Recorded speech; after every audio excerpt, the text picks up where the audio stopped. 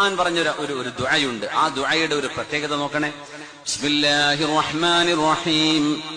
والذين يقولون ربنا هب لنا من أزواجنا وذرياتنا قرة أعين والذين يقولون ربنا هب لنا من أزواجنا وذرياتنا قرة أعين وجعلنا للمتقين إماما.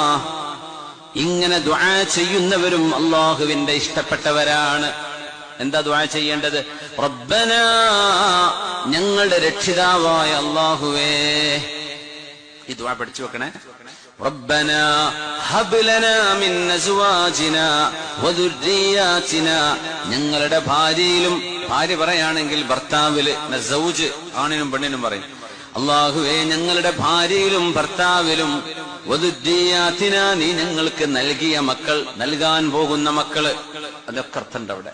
ഞങ്ങളുടെ എന്റെ മക്കളിലും എന്റെ ഭാര്യയിലും, ഒരു ഭാര്യ പറയുകയാണെങ്കിൽ എന്റെ ഭർത്താവിലും എന്റെ മക്കളിലും നീ എനിക്ക് നൽകണം. എന്ത് നൽകണം? ഖുർറത അയുനിൻ, കണ്ണിന് കുളിർമ നൽകണമേ. മക്കളൊക്കെ നന്നായി ജീവിച്ചു കാണുക.